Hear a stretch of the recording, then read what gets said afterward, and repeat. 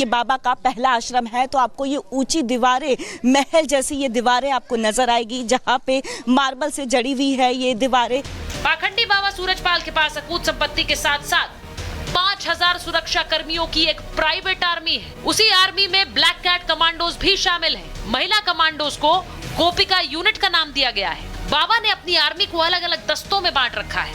नारायणी सेना गुलाबी पोशाक पहनती है, गरुड़ योद्धा काली पोशाक पहनते हैं, वहीं हरिवाहक भूरी पोशाक में बाबा के सत्संग में सुरक्षा देते हैं। हर सुरक्षा कर्मी को अलग अलग कोड वर्ड दिया था। कोड वर्ड के हिसाब से यह तय होता है कि वो बाबा के कितने करीब जा सकता है।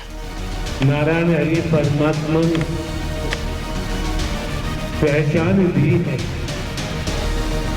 ध्यान दिया है, हरे सत्य के साथ में। बाबा के आश्रम में एक खास तरह की चाय भी मशहूर है। दावा किया जाता है कि इस चाय को पीने के बाद भक्तों को सीधे भगवान नजर आने लगते हैं। अब सवाल यह है कि बाबा आश्रम में ऐसी कौन सी चाय पिला रहा था? इस चाय के पीछे क्या रहस्य है? तो जब पीती हैं तो बाबा किस किस रूप में दिखाई देते? आप बोल रही थी कि हनुमान जी इसी रूप में, हनुमान रूप में ना कहूँ, जिसे दिखाई देते वे लोग कहते हैं कि हमें इस रूप में दिखाई दे, हमें इस रूप में दिखाई दिए। हाँ, जब आता है सबको ना दिखाते हैं। सूरजपाल ने पुलिस की नौकरी छोड़कर पाखंड का ऐसा साम्राज्य खड़ा किया कि 121 जिंदगियां निगल ली।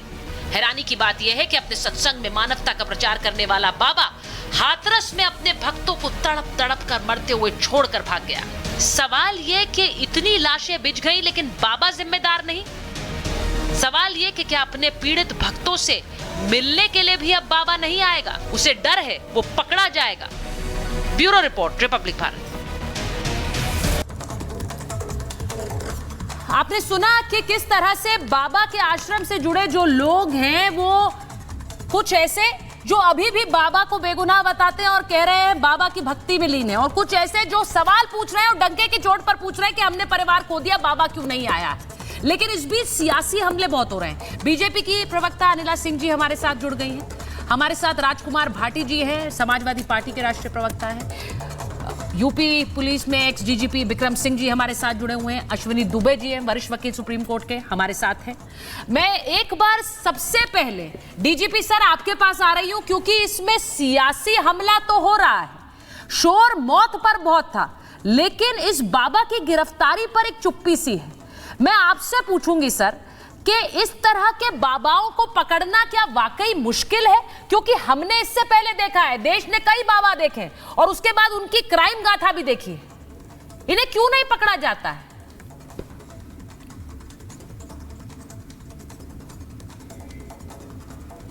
जिनको ढोंगी बाबा है, पुलिस का ये बर्खास्तुदा या बीआरएस वाला कांस्टेबल है, और इसको पकड़ना बिल्कुल ही आसान है। क्यों नहीं पकड़ा जा रहा ये? डीजीपी सर, मैं आपके पास वापस आ रही हूं। मैं आपके पास वापस आऊंगी आपका ऑडियो दुरुस्त करके, लेकिन एक बात बड़ी अजीब है अनिला जी। इस मामले में पुलिस दबिश दे रही है, पुलिस अलग अलग जगह जाकर छापेमारी कर रही है, कई गिरफ्तारियां भी हुई हैं, लेकिन बाबा तक आपका शिकंजा क्यों नहीं कस पा रहा है?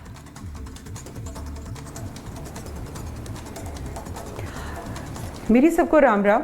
और बिल्कुल बाबा जो हैं वो कहाँ जाएंगे भाई? उनको कोई धरती थोड़ी ना निकल जाएगी, आसमां में थोड़ी ना समा जाएंगे, बिल्कुल पकड़े जाएंगे। ये सारा कार्यक्रम जो है उन्हीं के लिए रखा गया था, उनके सेवादारों ने, उनके आयोजकों ने सब जो एक कार्यक्रम का रचना करी थी, पर हेड तो वही थे ना। पर कानून जो है वो अपना काम करता है, धाराएं जो है वो कानून के हिसाब से होती हैं। अनिला जी, ऐसा लग रहा है आपको पता है बाबा कहाँ है, लेकिन फिर भी नहीं पकड़ रहे, या फिर आपको लग रहा है कहाँ जाएंगे हम, जब मामला बढ़ेगा आगे तो पकड़ लेंगे? कमाल करिए सुचरिता जी। क्या मीडिया के ऊपर जो है सारा मुकदमा लड़ जाएगा और न्याय भी मिल जाएगा? कुछ काम जो है न्याय प्रणाली और जो कानून व्यवस्था है उसके ऊपर भी छोड़ देना चाहिए। थोड़ा विश्वास हमारी जो संस्थाएं हैं उनके ऊपर भी छोड़ देना चाहिए ना। सारा काम तो हम जो है सोशल मीडिया, इलेक्ट्रॉनिक मीडिया और टेलीमीडिया, अनिला जी ये अच्छा है, जब बाबा की पुलिस काम करती है तब आप उसका क्रेडिट लेते हैं। आज जब हम सवाल पूछ रहे हैं तो आप बोल रही है मीडिया ही पूछ लेगा क्या सब कुछ, हम मीडिया को क्यों बताएंगे? ये तो कोई बात नहीं हुई अनिला जी, सवाल तो हम पूछेंगे। इतनी सुचरिता मौत जी, हो गई तो और जो बाबा है उसका नाम एफआईआर में नहीं है। ये बाबा अपने अनुयायियों की सुध लेने तक नहीं आया है। मैं सवाल किससे पूछूंगी? ये आपसे नहीं पूछूं तो? नहीं, बिल्कुल पूछिए। सवाल तो राहुल गांधी जी से भी पूछा गया, अखिलेश जी से भी पूछा गया, रामगोपाल यादव जी से भी पूछा गया, उत्तर दिया? बाबा के विषय में कुछ बोला उन्होंने? नहीं बोला ना। एक्शन कौन दिखाएगा? एक्शन जो है योगी बाबा ही करके दिखाएंगे, और विश्वास रखिए ना उनके ऊपर। एग्जैक्टली आप लोगों की डायरेक्शन एक्शन उन्हें करना है, इसीलिए आपसे पूछ रही हूँ। वरना भाटी जी यहाँ बैठे हुए हैं, उनसे उनके खाते के अलग सवाल हैं। आपसे तो सबसे पहले सवाल यही होगा। भाटी जी के नेता, सुचरिता जी, भाटी जी के बोलिए ना, एक सेकंड, एक चीज मैं बोलना चाह रही हूँ। भाटी जी के नेता ने तो ये कह दिया ना, अरे ये तो हादसा है, हादसा तो होते रहते हैं। इनके नेता ने कहा ना, हमारे नेता ने तो नहीं कहा। हादसा है, हादसे होते रहते हैं। ये बाबा बेगुनाह हैं। भाटी जी, आपके नेता, आपके सांसद इस तरह के बयान देते जा रहे हैं, ये तो बेगुनाह है, इसमें उनकी कोई गलती नहीं है। अब मेरा सवाल ये है कि इस मामले में भले ही एफआईआर नहीं हुई हो, लेकिन क्या ऐसे मामलों में आप पहले से क्लीन चिट देके बैठ जाएंगे? आपके नेता ये बयान देते रहेंगे तो ऐसा लग रहा है बचाने की कोशिश कर रहे हैं।